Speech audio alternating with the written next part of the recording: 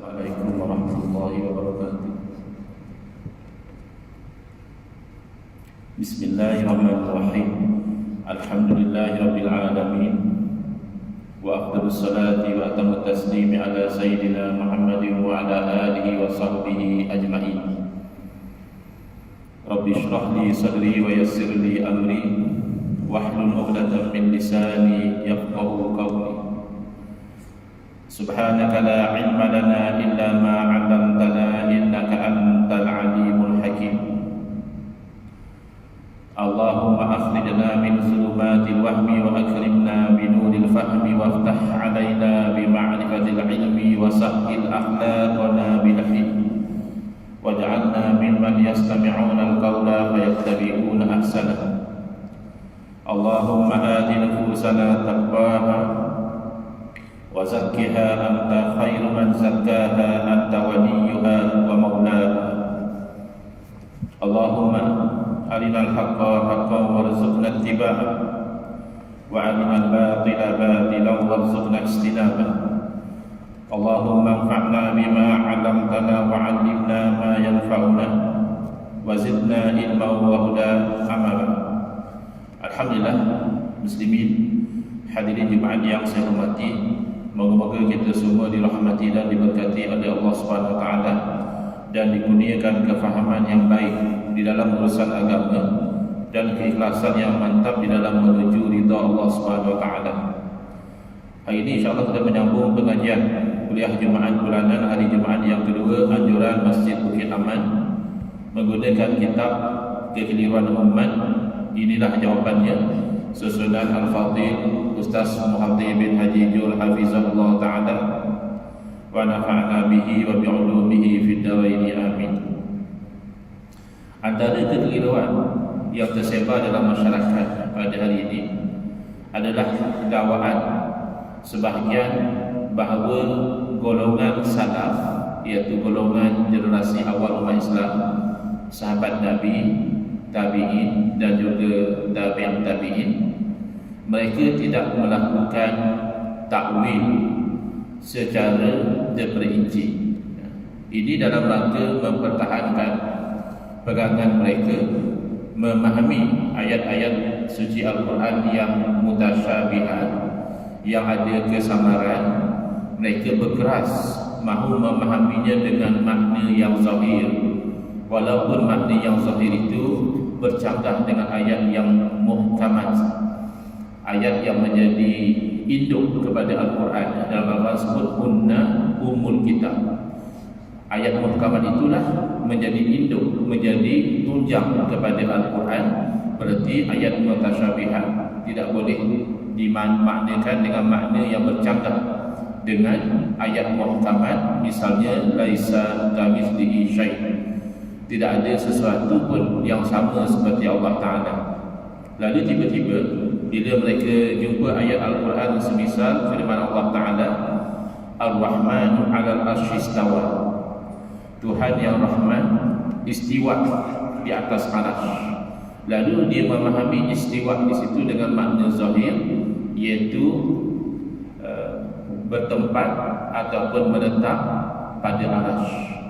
Sedangkan ini bercanggah dengan yang muhkamat bahawa Allah Ta'ala itu tidak menyerupai makhluk.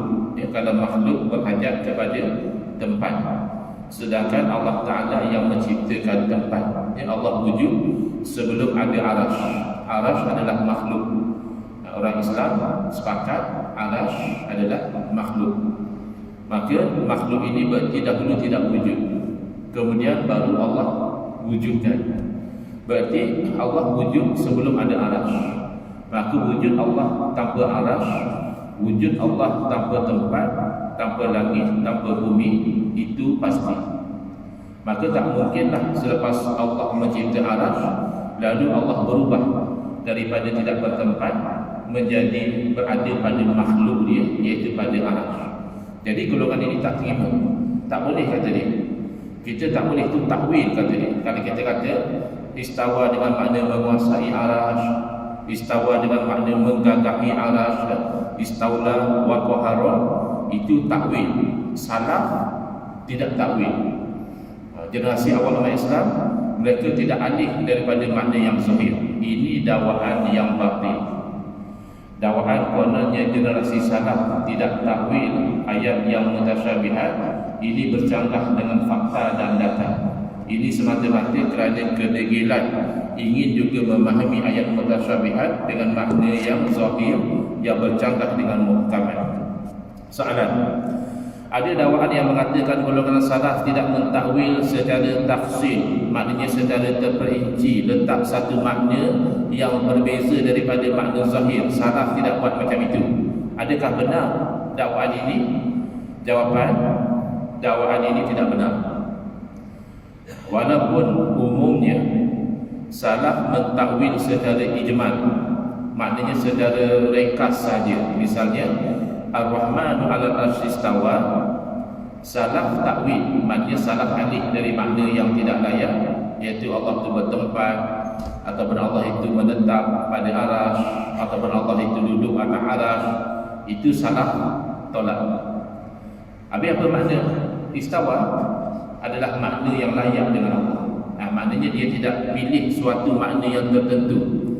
Misalnya dalam setengah tafsir disebut pendekatan salaf istawa, istiwaan yadiqu bihi jalla jalal, yang dikatakan istiwa itu istiwa yang layak dengan Allah. Bagaimana? Wallahu a'lam.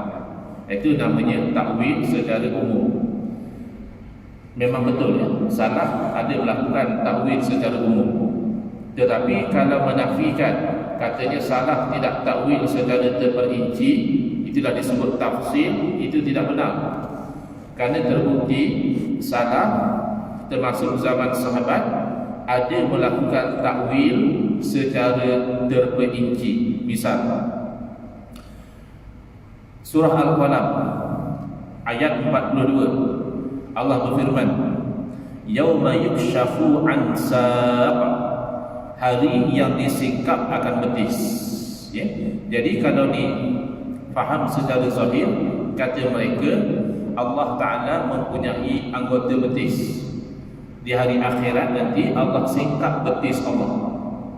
Ini fahaman yang bercanggah dengan muhkamat, kerana ini menganggota badankan Allah Subhanahu Wa Ta'ala. Walaupun dia kata tak, betis Allah tu tak samalah macam betis manusia, tapi itu masih lagi meletakkan anggota badan dan menjisimkan Allah Subhanahu Wa Ta'ala. Maka kita lihat bagaimana salaf, iaitu sahabat Nabi Sayyidina Abdullah bin Abbas radhiyallahu anhuma, tidak meletakkan makna zahir tadi. Sahabat Nabi sendiri tidak memahami ayat ini dengan makna betis anggota badan, tidak. Bahkan Sayyidina Abdullah bin Abbas radhiyallahu anhuma mentakwilkan yukshafu an-saq itu dengan makna syiddah. Apa dia syiddah? Iaitu kedahsyatan, suasana yang genting pada hari kiamat. Jadi ditakbirkan, digunakan lafaz hari yang disingkapkan betis. Bukan makna Allah ada betis dan Allah singkap, bukan. Ya. Dan bahkan dalam bahasa Melayu pun ada istilah sebegini. Misalnya orang bila dia nak bergaduh, misalnya orang Melayu dia ada guna istilah masing-masing telah menyising lengan. Kan menyising lengan ni ibarat kepada nak bergaduh.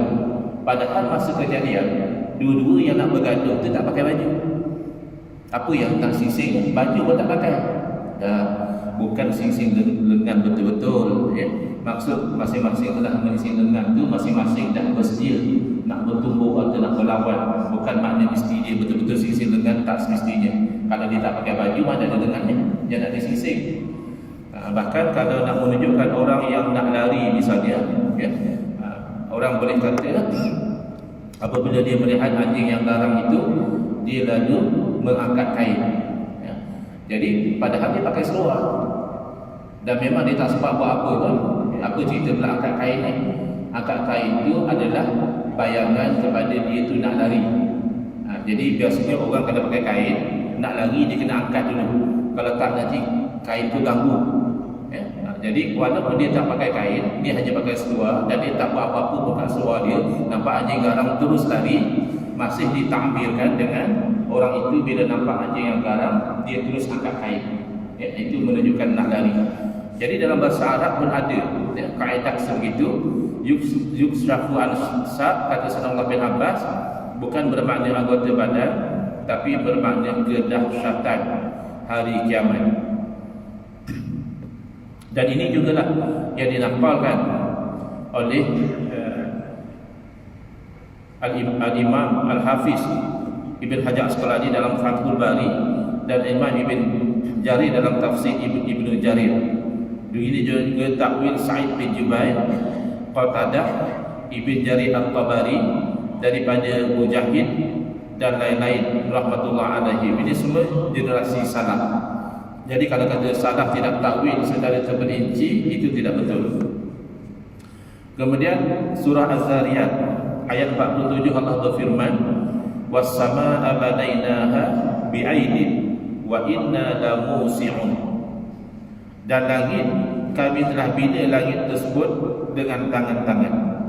Aidin dalam bahasa Arab makna tangan, tapi plural.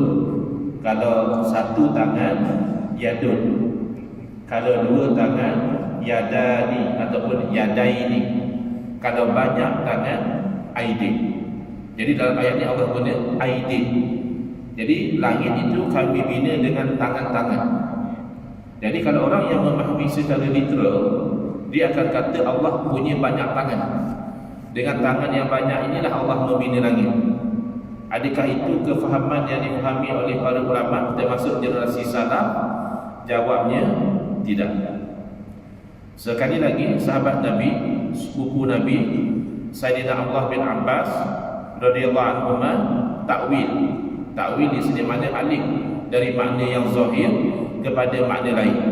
Makna zahir aidin adalah tangan-tangan, tapi ditafsirkan oleh sahabat Nabi, aidin di situ bermakna kuat, kekuatan.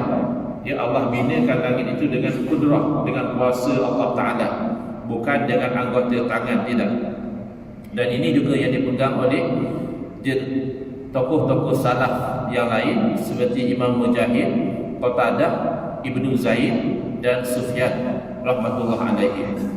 Jadi kalau kata salaf tak takwil itu tak betul. Itu satu bentuk penyelewengan fakta.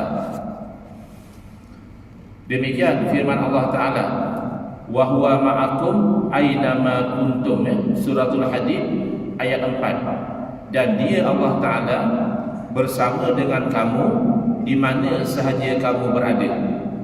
Kalau kita faham dengan makna yang zahir, bersama adalah bersama dengan zat. Berarti Allah Ta'ala itu bertempat. Di mana manusia bertempat, Allah di situ. Mana sekarang kita dalam masjid, Allah dalam masjid. Nanti kita naik kereta, Allah ada dalam kereta. Nanti kita masukkan tandas, Allah pun ada dalam tandas. Ya? Ini bukan kefahaman salaf. Ya? Salaf tidak memahami bersama ini dengan makna yang zahir. Imam Sufyan Al-Sawri, iaitu ulama salaf, mentakwilkan, mengalihkan makna huwa di situ dengan makna ilmu. Asalnya huwa itu Allah, tapi dia maksudkan di sini adalah ilmu Allah. Di mana sahaja kita berada, berarti Allah tahu. Kalau dengan manusia kan kita boleh menyuruh, kita boleh buat jahat, kita boleh buat maksiat, kita boleh buat penyelewengan, kita boleh ambil rasuah, kita boleh mencuri, kita boleh apa sahaja, asalkan orang tak nampak. Tapi dengan ilmu Allah tak lepas. Ya, orang mungkin tak tahu kita terlepas hukuman dunia, tapi kita tidak terlepas hukuman akhirat. Kerana ilmu Allah berada di mana sahaja kita berada. Boleh juga difahami dengan makna kudratullah, kuasa Allah berserta dengan kita di mana sahaja kita berada. Maka sangat bahaya jika ayat-ayat yang mutasyabihat tidak ditakwil. Kalau kita stick literalis secara melulu, nak faham semua secara zahir semata-mata, itu akan membawa makna yang membawa kepada mensyirikkan Allah Ta'ala. Yani Allah tu sama saja macam makhluk, atau melemahkan Allah Ta'ala. Allah ni tak sempurna. Contoh, dalam surah At-Taubah ayat 67 Allah berfirman, nasullaha fanasiyahu. Mereka lupa akan Allah Ta'ala, lalu Allah lupa mereka. Makna zahir daripada perkataan lupa, tak ingat. Kita manusia kan lupa. Bahkan kadang-kadang isteri kita pesan, nanti abang balik salat Jumaat tolong beli gula yang sekilo misalnya. Kita dah sampai ke rumah pun tak beli. Bukan kita sengaja, tapi kita lupa. Tambah apa yang kita belajar, kadang-kadang kita dah lupa. Kawan lama tak jumpa, lupa apa nama dia. Muka macam biasa tengok, ke mana aku jumpa dia, apa tak nama dia. Itu lupa. Adakah Allah juga begitu? Allah ciptakan makhluk lalu Allah lupa dah makhluk dia. Maka tidak ada ulama tafsir yang memahami dengan makna zahir, kerana jelas itu bercanggah dengan yang muhkamat. Wa ma kana rabbuka nasiya dalam surah Maryam, dan tidaklah Tuhanmu itu lupa, ya? Tuhan kamu itu tidak lupa. Habis kat sini apa makna dia? Takwil, alih kepada makna yang sesuai dengan konteksnya, iaitu Allah tidak peduli kepada mereka, lalu Allah azab mereka di akhirat kerana mereka di dunia lupa kepada Allah, tidak ikut perintah Allah. Begitu. Kemudian orang yang anti takwil, dia kata tak boleh takwil, sebenarnya dia anti cara Allah sendiri. Takwil alih perkataan daripada makna zahir kepada makna lain, bukan makna yang literal tetapi makna yang metaforikal, itu cara Allah. Kalau dia anti takwil, dia tak suka cara Allah. Dalam hadis qudsi, dalam sahih Muslim diriwayatkan Allah Ta'ala berfirman. Hadis qudsi makna Nabi SAW beritahu Allah berfirman. Apa dia? Ya bani Adam, maridtu falam tazurni. Wahai anak Adam, aku sakit, kamu tak datang ziarah aku. Jadi kalau kita nak faham makna zahir, berarti Allah juga sakit. Bukan kita saja sakit, bukan kita saja kena batuk, kena demam, COVID-19 dan sebagainya. Allah juga sakit. Ini hadis sahih. Tidak. Sakit di sini tidak boleh difahami dengan makna yang zahir. Qala ya Rabb kaifa a'buduka wa anta rabbul alamin. Lalu anak Adam itu bertanya, wahai Tuhan, bagaimanakah aku dapat menzarahi kamu padahal kamu Tuhan sekian alam? Lalu Allah takwil. Qala amma 'alimta anna 'abdi fulanan marida falam ta'udhu. Tidakkah kau tahu bahawa hamba aku si fulan dia sakit, lalu kamu tidak pergi ziarah kepada dia? Jadi ditakwil, dialih perkataan maridtu, aku sakit, bermakna marida fulan, hamba aku yang sakit. Jadi ini takwil yang Allah sendiri lakukan. Amma alimta annaka law untahu wajadtani indah.